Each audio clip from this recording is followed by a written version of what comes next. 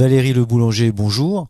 Demain, en quoi la physionomie de l'effectif du groupe Orange sera-t-elle différente à celle d'aujourd'hui? Notre groupe Orange, qui vient d'arrêter son plan stratégique à l'horizon 2025, un plan qui s'appelle Engage 2025, nous a permis effectivement de regarder quelle évolution, au fond, les effectifs d'Orange allaient suivre. Ce que nous observons, ce que nous anticipons, c'est que notre groupe, à l'horizon 2025, sera plus international qu'il ne l'est aujourd'hui, avec un peu plus de 50% de nos salariés, pensons-nous, qui seront effectivement hors de France. Ça, c'est la première tendance. Nous aurons également plus de jeunes. Ils seront aussi nombreux, les moins de 30 ans, aussi nombreux que les plus de 55 ans. Donc un groupe qui à la fois se rajeunira, mais qui en même temps restera profondément multigénérationnel. Troisième tendance, nous observons, quand nous regardons effectivement entre 2015 et à l'horizon 2025, donc sur une période de 10 ans, les effectifs qui sont dédiés à notre activité de business, ce que l'on appelle le B2B, auront doublé.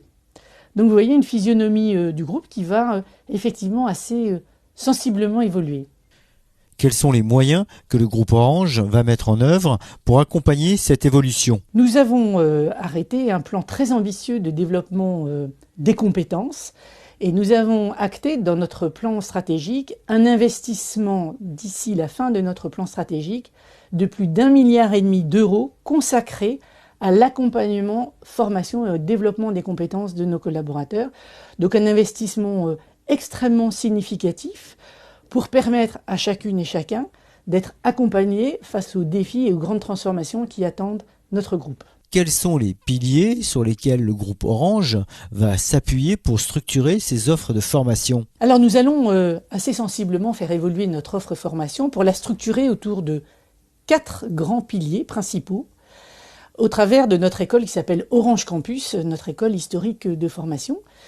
Premier pilier, Orange Campus Data et Intelligence Artificielle. Second pilier, Orange Campus Cybersécurité. Nous aurons un troisième axe consacré à l'accompagnement du management, donc à travers Orange Campus Management. Et enfin, un quatrième et dernier pilier fondamental, Orange Campus Compétences pour tous, consacré aux soft skills auprès de nos collaborateurs.